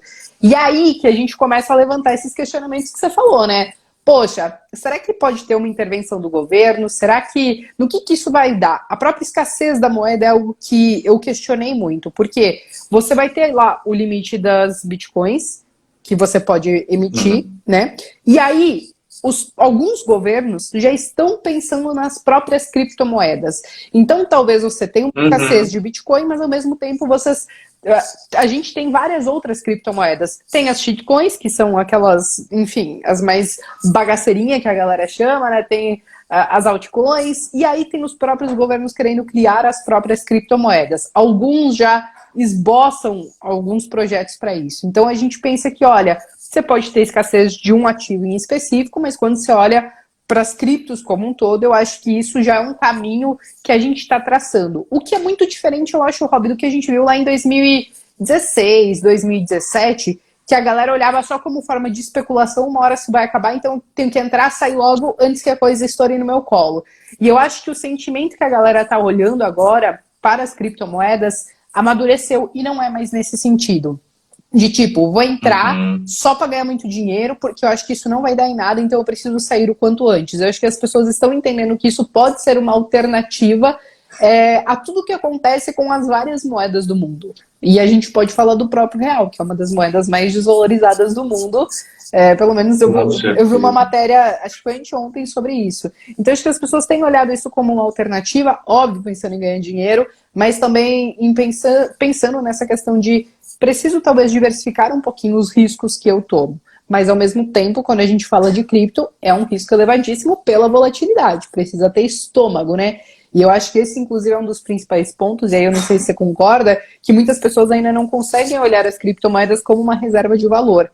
Apesar de você trabalhar com a escassez, apesar de já estar aí há 10 anos rodando no mercado, ainda assim você tem uma volatilidade muito grande que traz um certo receio para usar como uma reserva de valor, né? Eu acredito que o seu público, o meu público, que é um público que sempre está procurando aprender, eles podem ver a cripto dessa forma que você mencionou, com uma reserva de valor, algo de longo prazo. Mas se eu fosse pegar o mercado como um todo, globalizado de forma geral, eu vejo que a grande maioria entra em criptos com esse pensamento equivocadíssimo. Primeiro, de all-in, já começa errado aí. O cara tem lá 10 mil dólares guardados, 20 mil dólares guardados, moleque novo, guardou, bota lá 20 mil em criptomoedas. Não é isso que a Bea falou para fazer, nem eu. Não, você fala, cara, se você gosta de criptomoedas, você pode entrar aos pouquinhos. Se você tem, por exemplo, um patrimônio de 100 mil reais e você tem 2 mil reais em cripto, e digamos que essa cripto amanhã vá a zero, explodiu o sistema todo, cara, você vai sair de 100 mil para 98 mil, a sua vida vai mudar? Não. Ninguém tem o padrão de vida impactado que saiu de 100 mil para 98 mil. Agora, pensa aqueles caras, principalmente a molecada mais nova. Eu já fui mais novo, a gente é meio inconsequente mesmo, cara. A gente é meio bobo mesmo quando a gente é mais novo. Então os caras, pô, eu guardei 20 mil dólares. Aí eu vou lá, compro 20 mil em tal criptomoeda, essas bagaceiras que você falou, eu escolho ali umas 5, o cara escolhe 5 bagaceiras. Aí fica lá, tá vendo? Tá subindo 20% hoje, aí no outro dia cai 35%, o cara já não consegue mais prestar atenção no trabalho. Eu sempre bato na tecla de que o que enriquece no longo prazo é o quanto você gasta o seu tempo no trabalho, aumentando a sua renda, aumentando o seu aporte, colocando esse dinheiro que você poupou em investimentos de valor. Quando você faz isso repetidamente, né, Bia, consistentemente, com disciplina, já pensou, Bia, você tendo lá que, pô, você é médico, você é advogado, você é engenheiro, dentista, pensando o tempo inteiro nas criptos que você colocou lá, 30% do seu patrimônio, 40%, você não consegue fazer nada direito, você não faz nem teu trabalho e nem consegue acompanhar as criptos lá. Então você tem que ter paz na sua cabeça para exercer a sua profissão, o seu trabalho, poder estudar, passar seu tempo com a família. E os investimentos é para, como eu falei no começo da live, botar a cabeça no travesseiro tranquilo e dormir bem à noite. Não ficar pensando nisso o tempo inteiro. Chega uma hora que você vai surtar, cara. Você vai ficar aqueles caras chatos, que só sabe falar, não tem outro interesse na vida. Ô, Rob, você sabe que você trouxe um ponto muito importante, que é justamente essa questão da diversificação de carteira e entender que, por exemplo, a gente falou hoje de investimento em dólar, investimento em cripto, a gente falou de risco Brasil, de inflação, de todas essas coisas, mas que, para a galera que está começando agora, a gente precisa estar fazendo feijão com arroz bem feito, eu acho, antes de começar a explorar outros mercados. Porque você já pensou o cara que chega lá, não, vou começar aos poucos na renda variável, sei lá, vou começar lá com R$1.000. Cara, com R$1.000 você não vai investir no exterior, no Brasil, em criptomoeda, reserva de emergência, reserva de oportunidade e tudo mais. Então, calma, faz o feijão com arroz, consolida uma carteira, né, com ativos, seja aqui, seja fora, enfim, onde você preferir, de boas empresas, bons fundos imobiliários, para talvez depois começar a pensar nesses outros mercados e correr um pouquinho mais de risco, entendeu? Porque às vezes eu vejo que a galera tá entrando, Rob, mesmo sem entender como funciona o negócio. A galera entra porque viu lá o Elon Musk tweetando, Dogecoin. É isso, ele bota Dogecoin e um foguete. Aí você vai lá olhar o preço de cripto, meu Deus, subindo 5, 10% num único dia, porque o camarada lá foi lá e fez um tweet. Então, no fim das contas, eu acho que as pessoas precisam entender muito melhor, fazer o feijão com arroz muito bem, para depois explorar esses mercados e não cair muito nessa euforia de uma tweetada, ou porque a galera tá falando muito só disso agora. E é isso que começou a me preocupar um pouco, Rob, porque antes todo mundo falava de ação, é bolsa de valores, é tudo ok. E aí, do nada, depois que ela acabou explodindo, né, de uma maneira muito rápida nesses últimos meses, todo mundo voltou a falar de cripto. E eu falei, agora, depois que já subiu tudo que subiu. Então, não que não possa subir mais, mas é só simplesmente pra gente não cair nessa euforia. Sem entender. Você pode entrar no meio do caminho, não tem problema. Se você assumir o risco, tudo bem. Mas entendendo o que você está fazendo e não só porque você está indo naquele efeito FOMO, né? Que é o Fear of Missing Out. Perfeito, perfeito, B. Não, e eu recebo sempre direct de pessoas que estão literalmente chegando agora e fazem perguntas que a gente acha, né, Bia, como a gente está há bastante tempo, público, a gente acha que, pô, essa resposta todo mundo já sabe. Um exemplo, a reserva de emergência, todo mundo já sabe o que é. Não é verdade. Porque eu recebi esses dias um cara falou, pô, comecei a me interessar agora, você acha que se eu colocar minha reserva de emergência na ação X, ele falou uma da ação, não vou falar aqui, você acha que é um bom caminho, porque ela paga bons dividendos? Eu vi que estava tudo errado o conceito dele, mas o cara está começando, gente. E assim como ele, tem vários. Então, isso que você falou faz total sentido. A gente começando a falar de Bitcoin, criptomoeda, aqui, não sei o que lá, que é uma galera que já está um pouco mais tempo, mas tem a galera que está chegando agora. Então, eles ficam, então vou começar já com cripto, vou começar já com investimento exterior. Não, calma, galera, calma lá. É a reserva de emergência, primeira coisa. Você é funcionário público ou você é autônomo? Você é motorista de Uber ou você é funcionário público? Então, já começa aí as primeiras coisas. Reserva de emergência para a galera que tem maior instabilidade na renda, tem que ser maiorzinho. Pô, Rob, eu sou funcionário público, sou juiz, aquilo lá, beleza. Ah, Rob, eu sou motorista de Uber. Pô, eu sou o empresário, tem uma volatilidade de resultados também, às vezes está muito bem no negócio, de repente o meu negócio não vende nada. Tem uma pandemia aí, né, Bia? Os caras antes com agência de viagem, ganhava dinheiro e tal, não sei o que lá, de repente fechou tudo sem viagem, 12 meses sem viagem, amigo. Cadê a reserva de emergência agora? Ô, Rob, tem que ter, gente. Você sabe qual que é o problema? A galera acha que reserva de emergência é só quando perde emprego. E não é isso. Entendeu? Eu já vi muita gente torrar todas as economias de uma vida em algum problema hospitalar. Entendeu? Tive um problema de doença, meu plano não cobriu, ou não tenho plano, e enfim, tive que buscar um atendimento particular e isso consumiu dinheiro pra caramba. Então as pessoas só pensam na perda do emprego e elas esquecem que existem outros imprevistos que podem acontecer. Então, tipo assim, eu dei muita sorte. Ano passado eu quebrei minha clavícula andando de bike, né? Eu falei, eu faço muita coisa, mas faço tudo muito mal. Inclusive, levei um tombo de bicicleta e quebrei a clavícula. Então, aí, cara, eu dei muita sorte porque o plano ele acabou cobrindo. Mas se não cobre, poxa, lá vai você gastar 10, 12 pau numa cirurgia, entendeu? Então, assim, você precisa estar preparado para esse tipo de imprevisto também. Não é só a perda de emprego, e eu sempre tento ressaltar isso porque a galera sempre olha muito para esse lado. E quando você vai para o mercado de renda variável e você está pensando no longo prazo, a última coisa que você quer fazer é ter que vender os seus ativos que você esperava valorizar em 5, 10 anos, porque você não tinha uma reserva de emergência, né? Não, perfeito. Bea, 10% dos Robin Holders, aí a gente tem, acho que não sei quanto mil no Instagram, no YouTube é 77 mil, 10% são brasileiros que moram fora do Brasil. Então, o brasileiro que foi tentar a vida no Canadá, nos Estados Unidos, na Europa, na Austrália, no Japão, tem gente do mundo inteiro aí, até porque eu falo bastante de investimento exterior e tal. E teve um deles, eu não lembro se eu contei isso ano passado no YouTube ou no Instagram, rapidamente sobre reserva de emergência. O cara tinha acabado de chegar nos Estados Unidos, estava um mês nos Estados Unidos, e ele tinha feito um dinheiro gordinho para ir para os Estados Unidos e tentar lá a vida dele. Então, ele formou aqui a poupança, foi para lá e tal, teve problema de saúde nos Estados Unidos, e obviamente ele ainda não tinha contratado plano de saúde, seguro de saúde, que tem que ter nos Estados Unidos. Senão, cara, você vai para o hospital, você gasta uma grana. E foi o que aconteceu com ele. Ele estava contando a história. Então, graças a Deus que eu tinha dinheiro guardado, tal, não sei o que lá. Se não, cara, é um problemaço. E é uma coisa que você fala, isso nunca vai acontecer. Isso nunca vai acontecer comigo. Cara, é exatamente nessa hora que acontece. Quando você acha que nunca vai acontecer e quando você está sem o dinheiro na reserva de emergência. E quando você está precavido, parece que não acontece.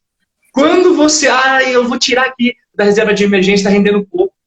Não é para mexer. Eu vou lá, pego, dá problema. É sempre assim, é impressionante, cara. Eu acho... Isso é um erro, né?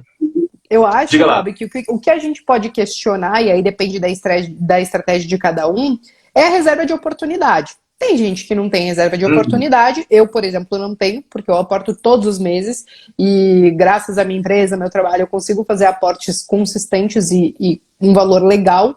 Então eu acabo não tendo reserva de oportunidade. E isso a gente pode questionar. Tem gente que não, eu quero ter porque eu quero usar o do Market Times, ver qual é o melhor momento para comprar os ativos quando está em queda e tudo mais. E eu acabo, por exemplo, não tendo uma reserva de oportunidade, porque eu faço aportes mensais e vou rebalanceando minha carteira.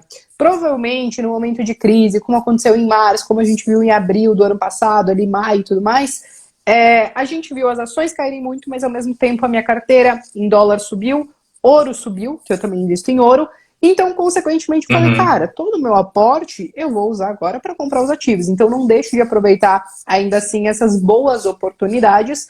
Eu até fiz um estudo, Rob, mas claro que é um estudo que eu fiz precisa ser muito aprimorado. Eu compartilhei, inclusive, com os meus alunos para a gente tentar encontrar algumas falhas e ajustar isso no meio do caminho, mas eu fiz uma simulação onde você faz aportes mensais e onde você faz aporte somente quando o mercado tem uma queda mais expressiva, digamos assim, sei lá, caiu ali num mês 5, 6, 7%. Aí eu vou ali e vou fazer investimentos, que eu caracterizo isso como uma oportunidade. E eu fiz essa simulação como se a gente tivesse investido em BOVA11, que não paga dividendos. E aí, no final de 13 anos desse estudo que eu fui simulando esses aportes, a diferença lá no final é que quem tinha a reserva de oportunidade, por exemplo, guardada num Tesouro Selic, né? E aí eu peguei a correção da Selic ao longo desses últimos 13 anos para ser justa, né? Para pegar essa rentabilidade real mesmo. A diferença é que, claro, quem fez esses aportes quando o mercado caía mais, saiu na frente, mas a diferença era de 6, quase 7%. É uma diferença pequena depois de 13 anos. E aí, para você conseguir fazer isso, você precisa estar muito ligado no mercado e tentar identificar aqueles ciclos de mercado. Agora é uma oportunidade, agora não é. Ficar tentando meio que olhar os topos e fundos. E aí, para mim, que eu tenho o meu trabalho, que eu me dedico para as minhas coisas, os investimentos, é óbvio, é uma parte muito importante, porque faz parte do meu trabalho também, mas ainda assim não é onde eu quero gastar a maior parte do tempo. Então eu tornei a minha estratégia um pouco mais prática, entendendo que talvez a diferença lá na frente não vai ser tão grande. Mas claro que esses estudos cabem várias ressalvas, dá para a gente refazer ele, trazendo alguns pontos ali que podem ter ficado meio em aberto, mas hoje, para o meu estilo de investimento, eu acabo fazendo esses aportes mensais e não uso reserva de oportunidade. Mas eu acho que você usa, não usa, Rob? Bea, eu gosto mais de fazer aportes consecutivos, regulares, constantes. Igual você falou, eu penso da mesma forma. Então, os investimentos é uma coisa super importante para mim, sempre foi, e ainda pelo fato de fazer conteúdo e tal, mais. Só que, gente, eu tenho que também fazer vídeo no YouTube, eu tenho que fazer as aulas para os alunos, eu tenho que cuidar de uma série de coisas também. Eu não posso ficar do começo do pregão até o final do pregão acompanhando o mercado o tempo inteiro, né? Tem uma equipe que eu tenho que gerenciar. Então, assim como você, Bea, eu também tenho que fazer outras coisas. E eu me sinto muito mais seguro, mais confortável, porque depois que eu vi os vários estudos também do Burton Malkiel, John Bogle, do David Swayze, que é exatamente isso que você fez, que no longo prazo, quando você pega a diferença de quem vai lá e tá ligado o tempo inteiro, putz, aqui caiu, entrei aqui no fundinho e tal, dá uma diferença pequena. É melhor? Mas é pouca coisa. Esse resultado que você falou, eu achei legal, que você fez aí no mercado, abrasileirando, mas quando você vai para fora e vê os estudos norte-americanos, é muito parecido com o resultado que você teve. Você fala, eu tenho que refinar, mas eu acho que vai chegar na mesma conclusão. Porque foi essa conclusão que eles chegaram em vários períodos diferentes, vários estudos de universidades diferentes. A Yale fez errado. Pô, daí vai Harvard, faz a mesma coisa. Aí vai Princeton, faz a mesma coisa. Chega nos mesmos resultados, sabe? Semelhantes. Se você sempre acertar o fundo, que é o santo grau, se acertar o fundo, é óbvio, gente. É óbvio, se acertou o fundo, você compra barato no fundo e vende no topo histórico, você é o cara mais sinistro da história da humanidade. Mas ninguém consegue fazer isso. Nem o Warren Buffett. É uma fantasia muito boa de você, pô, cara, seria legal, né? Você fica olhando o gráfico assim no passado, ó, se eu entrasse aqui e vendesse aqui, seria... Mas, gente, não tem como fazer isso, né? Acertar sempre não dá, né? Pegar o plano. Eu gosto mais de me preocupar mais com os meus negócios, e é o que eu sempre falo para os meus alunos também, galera, se preocupa com o seu negócio, com a sua profissão. Tenta ser o melhor médico possível, o melhor advogado possível, o melhor engenheiro possível, vai aumentando a sua renda e depois você aumenta o seu aporte em ativos de valor e faça isso repetidamente todo santo mês para você ver aonde que você vai terminar. Né? Vai ver onde que você vai terminar. Ô, Rob, teve uma pergunta do Rita Tavares, ele perguntou se preço importa, como aportar todos os meses?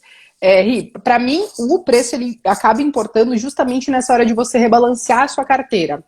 Quando você tiver ativos que subiram demais, tipo uma VEG da vida, provavelmente meu dinheiro não vai para ela, porque ela subiu demais e se eu aportar nela, eu vou ficar muito concentrada, muito mais do que eu já tô. Então, quando eu olho para o rebalanceamento da minha carteira, eu vou acabar olhando para aquele pedacinho que mais sofreu, que acabou caindo um pouco, ou que não acompanhou a alta do restante. Então, no próprio rebalanceamento mensal da carteira, você acaba levando o preço em consideração, porque você não adianta comprar o que subiu demais, porque senão você vai ficar concentrado pra caramba. Você precisa fazer esse estudo de preço, você precisa planilhar entender o que tá barato, entender o que tá caro, para daí sim você destinar os seus aportes. Ah, não, tá tudo caro, meu Deus do céu, queria que minha carteira fosse 60% ações, já tô no talo disso daí. Vamos olhar para outros ativos, vamos olhar para ouro, vamos olhar para dólar, vamos olhar para outras classes de ativos, que não é só ações, né? Perfeito. Eu sempre falo, né, eu mostro até no canal lá, a carteira do canal, Bia, que eu tracei um percentual para cada classe de ativo. Então, quanto que nós teremos de renda fixa, quanto que nós teremos de renda variável, quanto será fundos imobiliários, né, REITs, quanto será stocks, ETFs e tal. E aí, exatamente o que você falou, pô, subiu demais ações. Eu não vou aportar, porque passou do meu percentual máximo. E geralmente, né, Bia, sempre tem uma classe de ativo que fica para trás, que está caindo, que não está performando bem. Daí você vê, pô, eu estipulei quanto aqui? Eu estipulei, sei lá, 20%. Quanto que tá? Tá 15%. Onde é que você vai aportar? No 15%, para subir até os 20%. E geralmente, quando tá para trás, é aquela que está desvalorizando. Que em tese você vai aportar na baixa, certo? Não é uma regra perfeita, galera, mas geralmente assim funciona. Você tem várias classes de ativos. Ó, a Bea falou ali, a VEG. Pô, a VEG explodiu. Ah, vou aportar na VEG de novo. Não, você já não traçou o percentual para a VEG? Tracei, Rob. Então, você vai ver qual o outro lá, classe de ativos, ou qual ativo individual que está para trás, que você falou que ia ser sócio dele. Ah, Rob, eu acho que... Vou dar um exemplo aqui. A Engie e tal, não sei o que lá, e caiu 50%. Beleza, então você vai investir na Engie, que em tese ela está barata. Por quê? Porque pô, você não estipulou quanto? 10% da Engie? Só que ela está agora 3% da carteira? Significa que ela caiu muito. Então, você vai aportar nesse ativo de valor. Eu costumo fazer assim, tá, Bia? Com as classes de ativos. Acho que é um pensamento bem semelhante ao seu em relação a isso. Essa questão da reserva de emergência que o cara falou, né? Eu vi aqui que teve a Evelyn sempre acompanha as transmissões. Ela falou que a mãe dela ficou doente nos Estados Unidos, ficou com uma dívida de 14 mil dólares. Ela falou aqui no chat. E, cara, a gente comete vários equívocos, vários equívocos ao longo da nossa vida, não só na bolsa, né? Na vida financeira, a gente faz umas burradas. Geralmente, quando a gente não tem conhecimento, né, a gente está aprendendo. E aí, Bia, eu queria saber qual foi aquele erro mais doloroso. Não sei se você vai querer falar de aspecto financeiro ou de investimentos, né, porque às vezes o cara fala, putz, eu comprei um terreno lá, Rob, que, sei lá, não sei, não era aquilo, a prefeitura desapropriou, não sei, cara. Todo mundo tem uma furada, uma cilada que entrou na vida em relação ao dinheiro. Qual foi o erro mais doloroso que a Bea passou? E também o ensinamento, né? Com esse erro aí. Rob, o meu erro mais doloroso foi na Bolsa de Valores e foi inventando moda. Inventando moda. Por quê? Pensei, ótima oportunidade, eleições americanas, lá em 2017 rolando, e aí eu pensei, olha, gente, eu acho que talvez, né, se o Trump ganhar, não sei o quê e tudo mais... enfim, estava acompanhando o cenário político dos Estados Unidos e operando bolsa aqui. E na época eu quis inventar a moda de entrar short em alguns papéis que tinham subido muito, pelo simples motivo de que tá subindo muito. E aí eu resolvi shortear Vale na época, isso perto das eleições americanas. E aí o que aconteceu? Eu shortei Vale, eu acho que ela estava na faixa dos 22, 23 reais. Para quem não acompanha, shortear um papel é você entrar na posição vendida e para você ganhar, você precisa que o papel desvalorize. E aí, perto das eleições, eu falei, vou shortear Vale porque ela subiu absurdamente. Minério de ferro já fazia, acho que uns 10 dias seguidos que ficava subindo. E eu pensei, esse vai ser meu momento. E aí eu vendi 5 mil papéis de Vale. E aí, no fim das contas, o Trump, ele ganhou. O minério de ferro, ele continuou explodindo. Ele subiu, cara, eu acho que por uns 15 dias seguidos, assim... que ele não dava uma trégua. E ao invés de eu encerrar aquela minha posição, assumindo que, olha, deu ruim, eu fiz cagada querer misturar lá as eleições com Vale e vender só porque tá subindo e não sei o quê. E aí, no fim das contas, Vale subiu pra caramba naquelas eleições lá, porque o minério de ferro acabou explodindo. E aí eu tive um prejuízo aí de mais de 50 pau no mercado. E aí essa foi a minha cagada financeira por inventar moda, por não querer fazer o simples e bom feijão com arroz, entendeu? E aí, até a galera tava falando de opções. Por que a Bea não foi simplesmente comprar uma put ao invés de shortear Vale? Seria muito mais inteligente. Se eu comprar uma put, né, sei lá, acho que Vale vai subir, vai cair, pelo menos o meu prejuízo ele já está estipulado.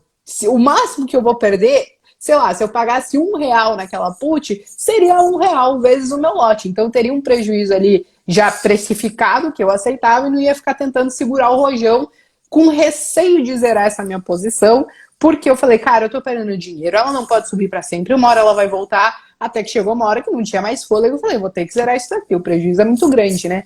E aí essa foi acho que foi uma das minhas maiores cagadas que eu fiz, e foi no mercado financeiro, inclusive.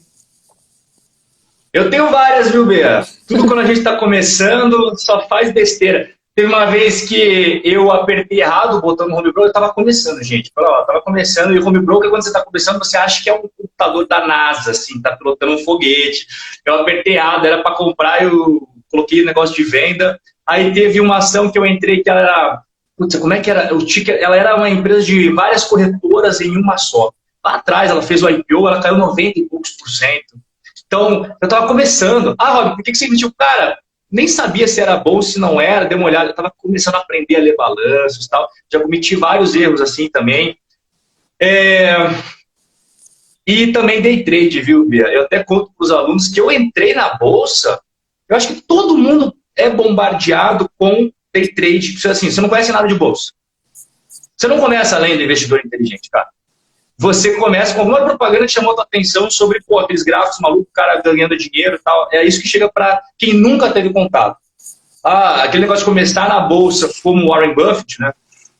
Lendo balanços com 11 anos. Pelo amor de Deus, gente, ninguém começa assim. Não. E aí eu também me lasquei com day trade no começo. Só que qual foi acho que a atitude certa que eu tive na época? Eu perdi bastante dinheiro em, pouquíssimo tempo. Tudo estava errado. E eu falei, calma, vou fazer o seguinte, vou parar agora, tirar o resto que sobrou e vou estudar. Porque não é possível que a Bolsa de Valores seja só isso. Eu não tinha ideia do que eu estava fazendo. Eu falei, não é possível que a Bolsa seja isso. E aí eu comecei a estudar, a ler, comprar livro, a fazer curso. E aí nossa, como eu era um completo retardado. Só que tem gente que, infelizmente, Bea, entra, perde tudo e nunca mais volta. Sim. E não conhece as maravilhas da Bolsa de Valores, você ser sócio de empresa que você jamais seria se não fosse a Bolsa. Alguém aqui seria sócio da Ambev se não fosse ações da Ambev? Ninguém. Eu sou sócio da VEG. Cara, se não tivesse ações, você nunca seria sócio da VEG. Então a gente pode participar de negócios que jamais teríamos condições de meras pessoas aí fora. Nosso amigo lá do cara, conversei com ele, o cara vai abrir uma partezinha da VEG para mim. Não, você não ia ter esse acesso. Mas a Bolsa possibilita. Então eu considero, Bea, um dos grandes instrumentos aí que o capitalismo criou, a Bolsa de Valores, democratizando acesso a negócios que ninguém teria em outras formas, né? E aí, a partir do momento que eu fui estudando mais, fui entendendo o que era a Bolsa, que não era apenas sobe, desce, sobe, desce, sobe, desce, sobe, desce, vermelho, verde, vermelho, verde, vermelho, verde. Não, são negócios por trás que te pagam rendimentos. Você começa a ir no mercado, M Dias, essa é a Bolsa. Aqui é Skol, Ambev. Aí você começa a gostar. Bom, daí você já viu, daí você termina fazendo live aí com outras pessoas malucas igual você.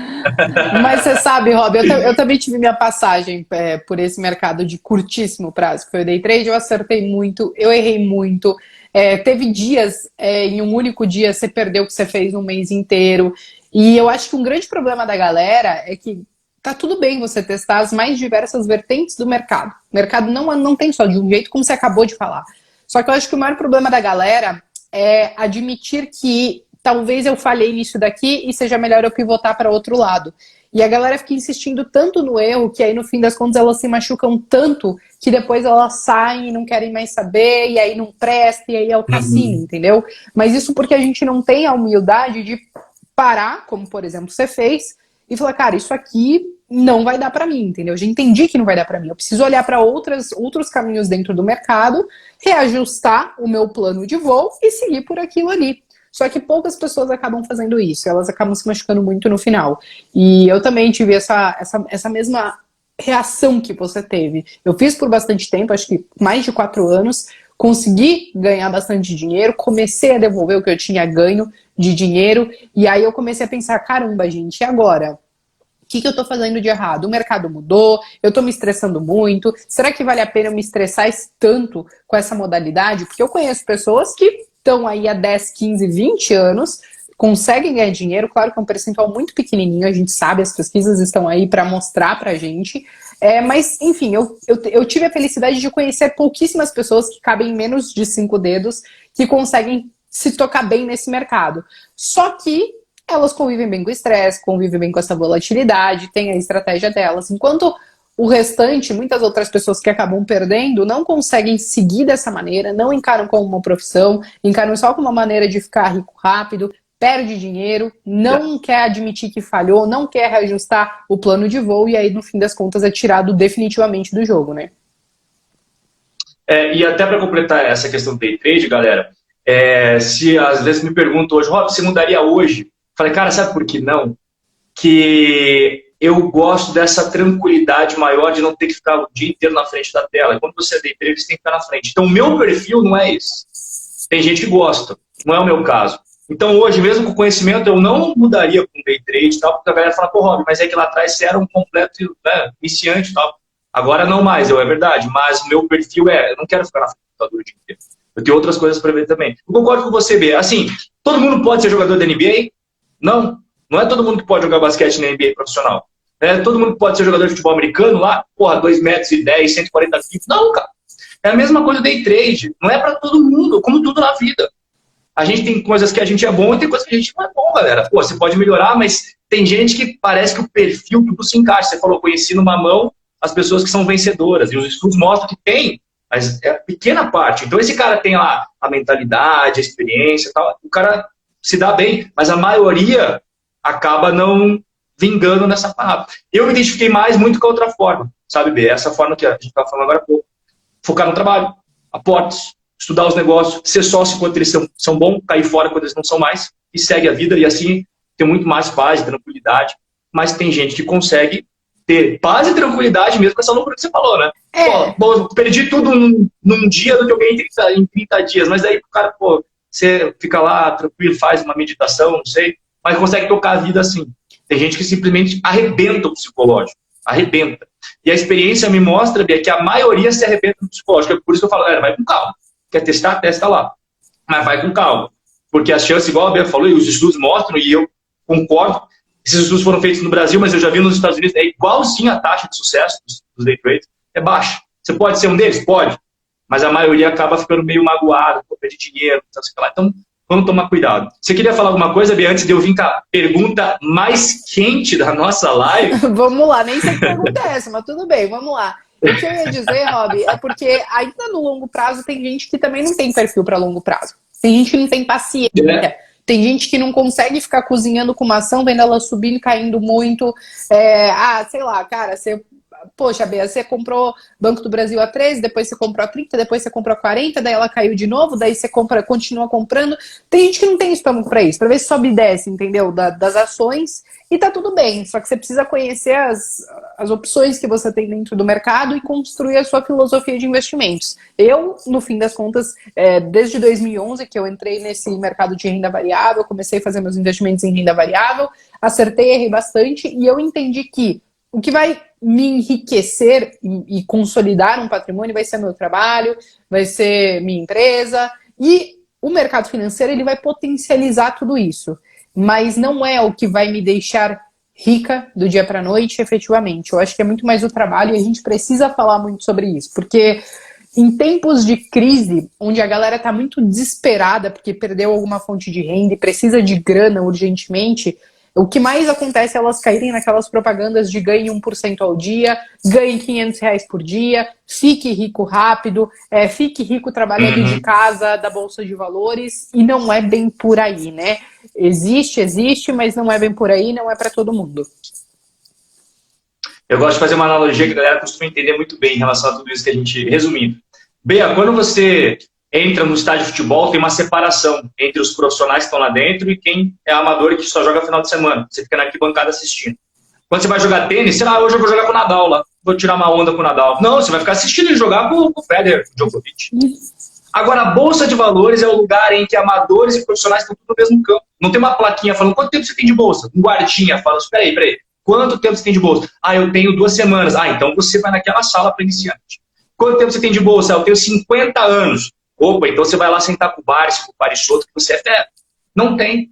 Então, tem muita gente ingênua chegando na bolsa, infelizmente, porque passa esse negócio, pô, eu vou entrar lá, eu vi os gráficos, o cara ganhando dinheiro, em um dia o cara ganha 1.500, é garantido? Não é, não é. E muita gente se machuca nisso daí. Infelizmente, não tem o guardinha na porta de entrada, o que a Bea faz, o que eu faço e outros caras fantásticos que a gente tem aí também, é tentar conscientizar a galera que Bolsa de Valores pode sim te ajudar muito a enriquecer, mas tem que dar tempo ao tempo, você tem que sempre aprender mais, né, Bia? Pô, é tão legal você aprender mais sobre negócio. Isso te ajuda até se você quiser depois abrir um negócio, você lê balanço, te ajuda a abrir seu próprio negócio. É uma série de coisas legais que te acrescenta no longo prazo. É um investimento que você faz em educação que paga rendimentos muito além do dinheiro, dos dividendos. Paga retornos para você, pô, eu quero abrir um negócio, eu quero entrar num negócio com um amigo. A partir do momento que você começa a estudar as ações da Bolsa de Valores e entender como é que funciona toda a estrutura, você ganha um conhecimento pro resto da sua vida. É um investimento que vale muito a pena. Tá? Bom, galera, agora a Bea vai tirar a bola de cristal ali da prateleira dela, vai colocar em cima da mesa, já vai esquentando a bola de cristal, tá, Bea? Já vai esquentando a bola de cristal. Tá bem falhada ela hoje, mas tudo bem. Bea, o que acontece?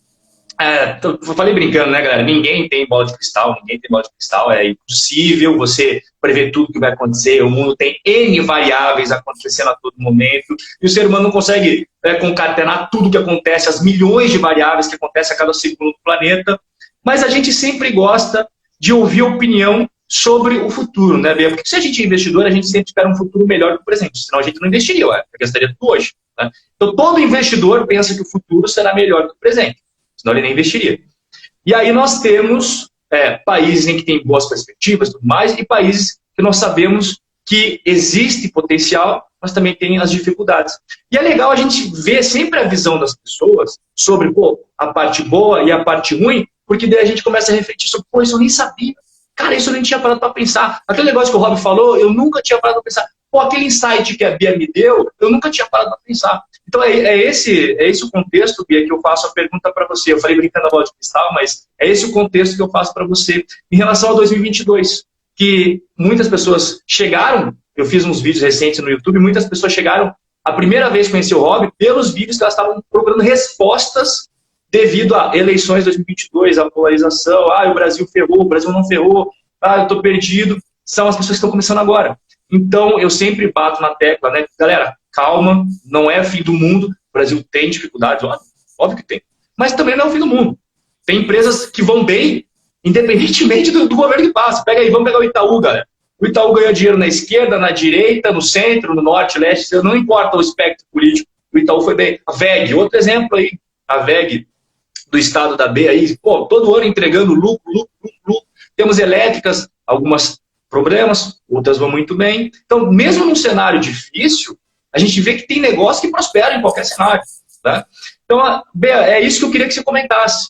Aqueles setores, ou até se você quiser falar nomes de empresas, fique super à vontade. Tá? Você pode falar, Rob, eu vejo esses setores, sei lá, dos fundos imobiliários, eu acho legal, ou esse setor das ações, que eu acho legal, que eu acho que independente de Lula, Bolsonaro, Ciro, Huck, Dória, não sei nem quem vai ser candidato, vença, eu vejo como setores perenes. Setores que o investidor fica um pouco mais tranquilo. A gente sabe que não tem certeza de nada, tá, galera? Ninguém tem certeza de nada, mas geralmente, historicamente, esses setores, esse tipo de modelo de negócio, costumam ir bem, independente de quem assume o poder. Eu acho que a gente acaba caindo naquelas clássicas, né? Mas ainda assim, dentro dos setores em si, cabe a gente falar de alguns subsetores, de alguns segmentos dentro dos setores. Setor de energia? Não, mano, às vezes quando você tem uma canetada do governo, a galera da geração e da distribuição pode acabar sofrendo.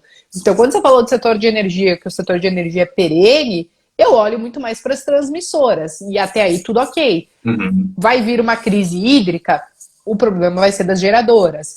Vai vir uma canetada lá que você não pode aumentar ou reajustar a tarifa de luz, vai ser um problema das distribuidoras. Geralmente isso daí acaba tendo uma compensação depois, ao longo dos anos, mas ainda assim, no curto prazo, você vai ver as empresas sofrendo, como aconteceu no governo Dilma, e também como aconteceu lá com os reajustes que aconteceram lá em 2017, agora mais uma vez a gente estava discutindo os reajustes. Então, quando a gente fala, por exemplo, do setor de energia, cara, existem algumas transmissoras, tipo, você vai ter a Taesa, você vai ter a Transmissão Paulista, que essa sim eu consideraria perenes. E quando a gente fala de perenidade, é resultado, não é cotação na bolsa, porque cotação na bolsa pode, sei lá, daqui 1 ano, 2 anos, estourar essa bolha que muita gente diz que a gente está vivendo, que a gente está se encaminhando talvez para um final de um ciclo, que toda essa injeção de liquidez, uma hora a gente vai ter que pagar essa conta, e quanto mais o mercado infla com toda essa injeção de liquidez, maior vai ser o tombo lá na frente.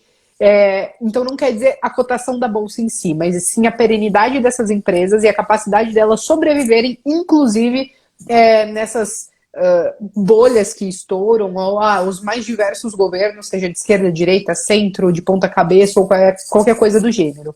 Quando a gente fala, por exemplo, do setor financeiro, clássico também, a gente diria que é perene, ainda que eles estejam sofrendo, por exemplo, esse ano, a gente não pode negar que todos eles ainda conseguiram entregar resultados positivos, pelo menos os principais bancões. E boa parte do resultado deles é muito impactado por conta do PDD. Eu acho que quando a gente fala do PDD, eles também meio que tentaram escapar daquele aumento de imposto que no fim acabou vindo. Mas também vejo que o PDD ele pode talvez começar até o final do ano, acho que isso foi inclusive guidance do Itaú, né? Pode começar realmente a acontecer, então ser realizado, então a inadimplência pode inclusive aumentar até o final do ano, mas ainda assim quando você olha para o longo prazo, para os mais diversos governos, para todos os anos de história, você entende que sobreviveram, continuam ganhando dinheiro, ora mais, ora um pouquinho menos, né? As estimativas é que para 2021, 2022 a gente voltasse aos mesmos patamares lá de 2019, que foi um ano super lucrativo para os bancos, mas ainda dentro do setor financeiro, a própria B3 é uma empresa que eu, por exemplo, invisto, eu curto pra caramba, porque eu acho que a gente tem muito espaço ainda para alcançar dentro da Bolsa de Valores. Você tem aí 1%, um pouquinho mais agora de 1%, né, da população brasileira investindo em bolsa, é um mercado minúsculo, a bolsa como um todo está amadurecendo, está trazendo novos produtos, por mais que às vezes alguns produtos a gente não goste, tem gente que não gosta de BDR, tem gente que não gosta do ETF aqui porque ele não paga dividendo, mas todos esses movimentos são importantes para a nossa bolsa de valores amadurecer, atender os mais diversos clientes, vamos dizer assim, né, usuários da nossa bolsa, e então eu olho ela como sendo cada vez mais crescente. Eu acho que toda essa queda na taxa de juros que a gente viu de 2016 para cá, 2017 para cá, ela foi muito importante para mostrar para as pessoas que a gente precisa fazer conta de juro real e não perder para a inflação, e se a gente quiser ganhar dinheiro, quando a gente tem taxas de juros um pouco mais baixas, a gente precisa acabar tomando risco. Então acho que isso traz um impacto muito bom para a própria B3. Acho que o próprio setor de saúde, Rob, ele é muito importante. Cada vez mais a gente está vendo a nossa pirâmide inverter, né? A gente está vendo cada vez mais a população ficando mais velha, demandando mais por serviços de saúde, seja de plano de saúde, seja da parte de hospital, seja da parte de exames, que eu gosto bastante também, de laboratórios. Então esse é um setor que eu gosto bastante. É claro que a gente pode ver uma oscilação maior. A gente viu, por exemplo, na pandemia, quando várias cirurgias eletivas foram canceladas, quando vários outros tratamentos foram deixados um pouco de lado, mas não são coisas que vão deixar de existir, e ainda assim a gente teve uma outra ponta que acabou compensando um pouco, né, o tombo dessas outras linhas, né, de receita de laboratórios, de hospitais, enfim. É um setor que eu gosto, é um setor que eu invisto também, então eu diria que esses são 3 setores que eu gosto, que eu acho que tem perenidade. A gente poderia, por exemplo, falar do setor de alimentos, só que eu acho que o setor alimentício ele tem uma oscilação muito grande, principalmente porque a gente começa a trabalhar com commodities. Então, talvez isso traga um certo desconforto para o investidor, porque a partir do momento que você tem a arroba do boi se valorizando, o preço do café se valorizando, o dólar se valorizando, porque as commodities são negociadas em dólar, o milho ficando mais caro, o trigo ficando mais caro, e consequentemente isso inclusive afeta uma própria M. Dias. Então, eu acho que a gente vê uma oscilação um pouco maior nesse setor, apesar de que comida eu acho que é algo que a gente não tem como deixar de consumir, mas quando a gente olha como os modelos de negócio funcionam, a gente entende que tem algumas variáveis que não são tão controláveis. Assim como uma própria Petrobras. Legal, Petrobras acho que nunca vai quebrar, o Estado nunca vai deixar quebrar uma empresa desse tamanho, mas ao mesmo tempo, quando você começa a olhar os resultados e os números, você entende que você tem várias variáveis que não são controláveis. você pode fazer hedge em dólar, você pode tentar hedgear de alguma maneira o preço do Brent ou do WTI ou alguma coisa assim, mas ao mesmo tempo são muitas variáveis que você não controla. Se você tem dívida em dólar e o dólar subir, sua dívida ficou mais cara.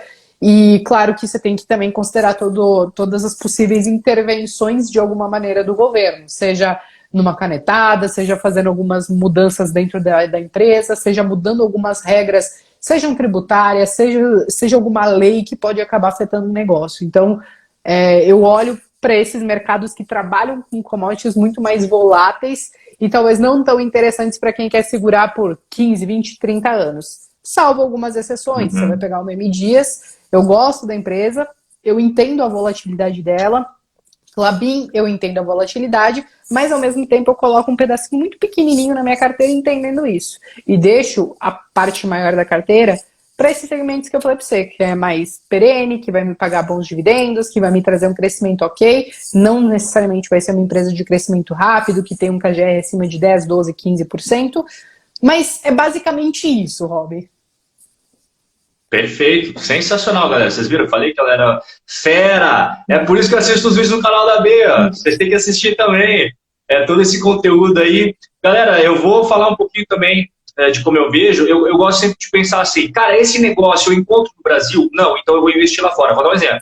Disney tem no Brasil? Não. Então eu pego a Disney nos Estados Unidos. A Nike tem no Brasil? Não. Pô, então eu pego nos Estados Unidos. Agora, quando tem coisas que, digamos, o Brasil faz bem, e eu gosto dos bancos brasileiros, se você compara os bancos brasileiros em questão de rentabilidade com os bancos do mundo, não estou falando em tamanho, óbvio que o JP Morgan é maior, mas eu digo em rentabilidade, cara, então vai bem. O Bradescão da MAP vai bem, vai bem. Então eu sempre gosto de fazer assim, essas posições individuais. A Disney, a galera sempre vê lá, né, quando eu faço os vídeos com a Disney, a Nike, a Moody's, que é de nota de crédito. A gente tem uma empresa de nota de crédito na Bolsa Brasileira? Não. Mas, pô, ela presta serviço no mundo inteiro. Então, pô, legal, faz parte. Mas no Brasil, a gente está falando do Brasil aqui, galera. Eu gosto, por exemplo, da Hypera Pharma. Eu acho que aquelas marcas que a Hypera Pharma, ela vende, caramba, se eu abrir minha farmacinha aqui, vai ter tudo ali da Hypera Pharma. Tem um negocinho da Hypera Pharma. É Neosoro, é Benegripe, é não sei o que lá. Todo mundo tem um monte de produto da Hypera Pharma dentro de casa. Né? E é uma empresa que eu gosto dos resultados no prazo. Outra que eu gosto bastante, que assim, pô, não é segredo, mas você falou, em relação às elétricas, o setor de transmissão eu vejo que eles são extremamente perenes, mas eu gosto também, por exemplo, desse trabalho que a Engie vem fazendo, diversificação das matrizes energéticas, e da SGT também, que antes era só Estado de São Paulo e fontes hídricas. Aí teve um baita chabu, há uns 5 anos atrás, na SGT, lá que, pô, secou o Estado de São Paulo, cara, caretada de uma hora, secou o Estado de São Paulo, ela sofreu bastante, falou, aprendi a lição.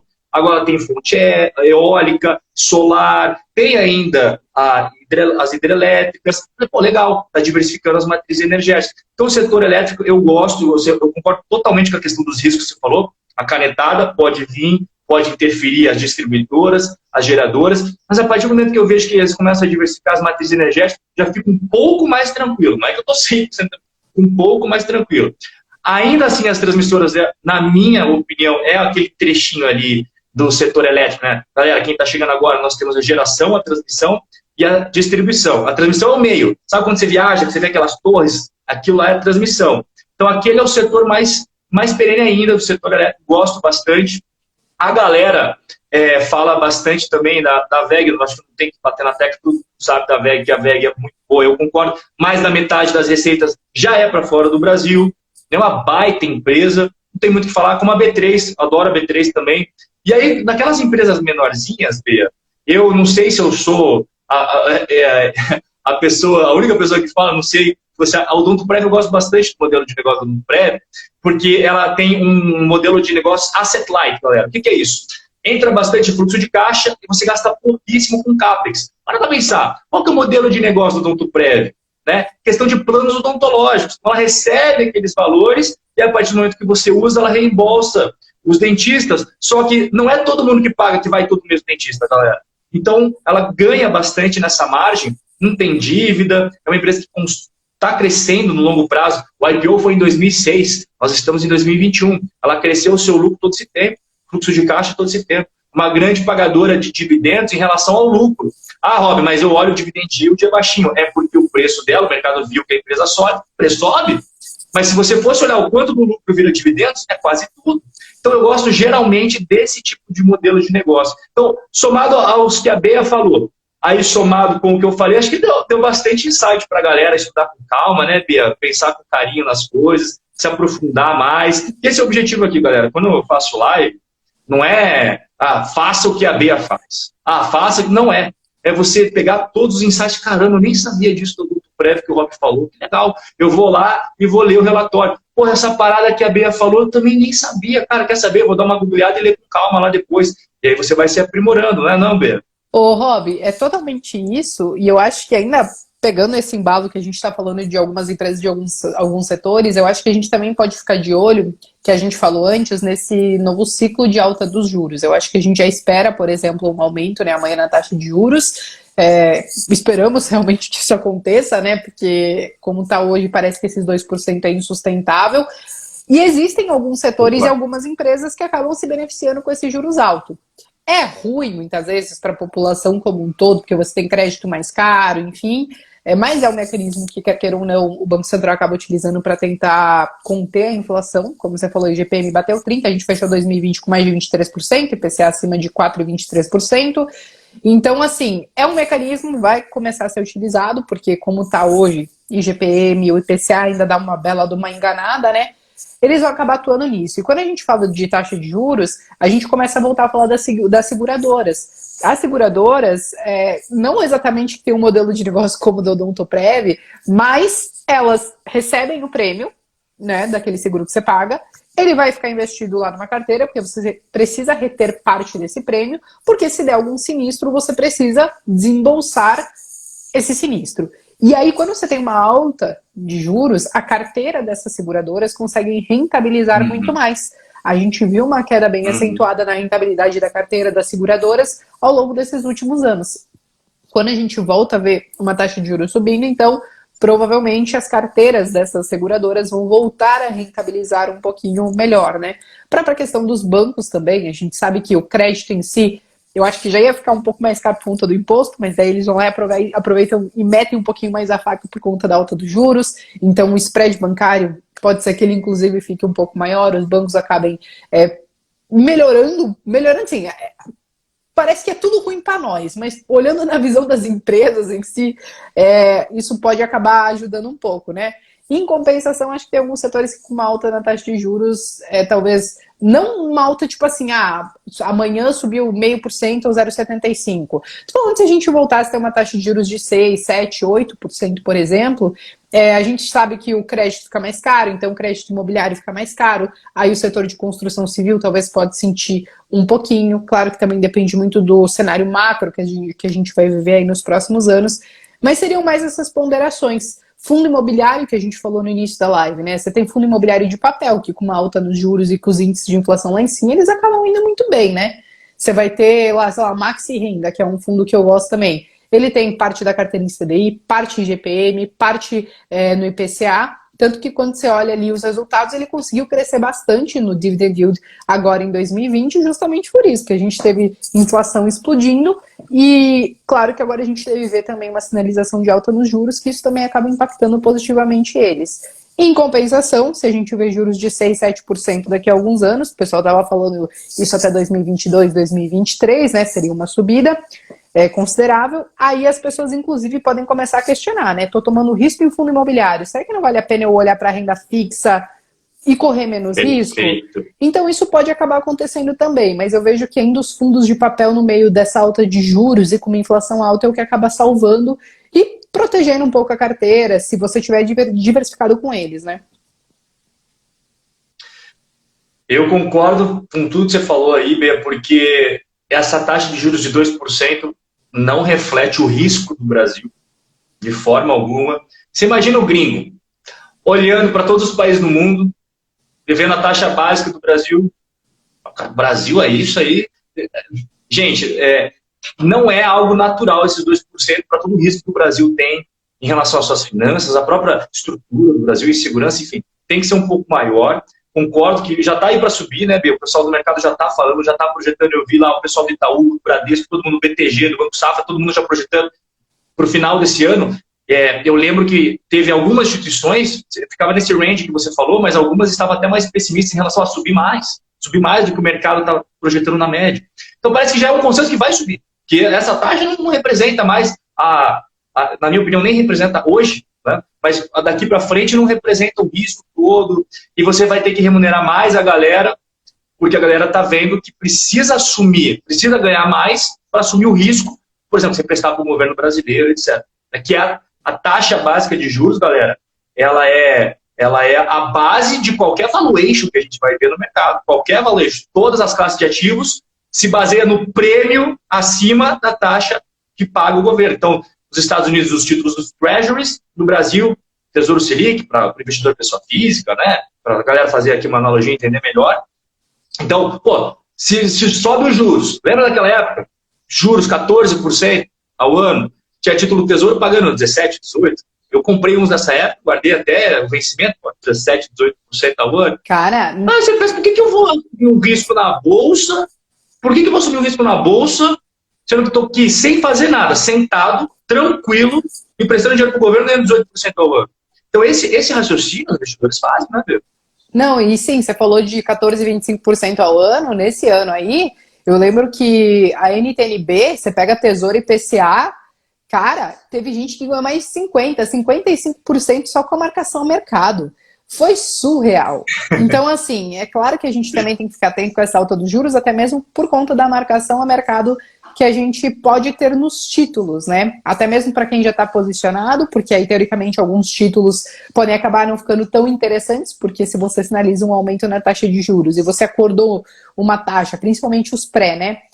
Lá atrás pode ser que ele fique menos interessante. Daí você vai ter que carregar até o vencimento para talvez não sair até mesmo no prejuízo. E eu digo isso porque às vezes a gente fala de tesouro e a galera acha que é renda fixa, né? Mas você tem marcação ao mercado e você tem alguns títulos que inclusive vão estar com uma rentabilidade negativa se você vender antes do vencimento. Então acho que inclusive vale a pena ficar de olho nos tesouros mesmo para entender como vai ser essa marcação ao mercado se surge alguma oportunidade, né?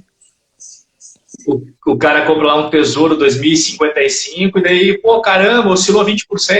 Pô, 2055, cara, quanto mais longo, galera, uma regrinha básica, sim, tem outros fatores, mas quanto mais longo, maior a volatilidade. Então você vai pegar o Tesouro vencimento curtinho, o título de vencimento curtinho, oscila menos. Pô, você pega lá um Tesouro IPCA 2055, 2060 e tal, vai oscilar muito mais, tá? Bea, é o seguinte, a gente deu muito conteúdo por 1h40. 1h40. E agora eu vou pedir pra galera uma coisa só. Vocês vão sair dessa live e vão seguir a Bea tanto no Instagram quanto no YouTube, tá? Bea Aguilar no Insta, segue ela, que ela é fera, vocês viram aí, não preciso nem falar, né? Sabe muito. Bea, muito obrigado pela sua presença e eu quero fazer mais lives com você, Bea. Já vou deixar aqui ao vivo, registrado, que eu quero fazer mais lives. Não, eu falei, não precisa nem pedir 2 vezes. O papo sempre rende, eu acho que a gente sempre vai ter assuntos relevantes para compartilhar com a galera. Eu queria agradecer o convite, Rob. Da próxima vez a gente abre essa live lá no meu Instagram. Preciso deixar uma dessas nossas conversas salvas no meu perfil, pelo amor de Deus. Isso vai enriquecer meu perfil uns 200%. Então a gente precisa fazer isso. E queria agradecer a todo mundo que acompanhou a gente aqui até esse momento, muita gente interagindo. Eu me segurei para rir de um último comentário que eu li, que foi do Gustavo, que ele disse: Brasilzão é onde o avião atropela o jumento na pista. E aí, quando eu vi essa notícia, eu fiquei pensando, gente, isso é o retrato do Brasil. Às vezes é muito louco o que acontece aqui, mas tudo bem. De qualquer maneira, Robert, acho que o nosso papo foi muito, muito bom. Eu acho que a gente conseguiu trazer bons insights aí pra galera. Agradeço a todo mundo que tá aí. Minha mãe tá aqui até agora, cara. Ficou 1h40 assistindo a gente. Ô, louco! Tá ali, Fátima Aguilar. Olha só! Acompanhando. Eu vi ela no início e tô vendo ela agora de novo. Abraço aí, um abraço pra mãe da Bea que ficou até o final. É isso sim, hein? Parabéns. Isso aí. Bea, a gente se vê aí nas próximas lives e com certeza eu vou te encher o saco pra gente fazer. Não, escreve o que eu tô te falando. Não enche o saco não, só convida que a gente já tá pronto. E eu te convido também, não tem problema, tá bom? Tá bom. Galera, muito obrigado pela presença de todos vocês, tá? E a gente se vê no nosso próximo encontro. Aproveita, desligando aqui, já vai seguir a Bea, que ela é top. Forte abraço, boa noite a todos. Valeu, Bea, obrigado. Tchau, tchau, até mais.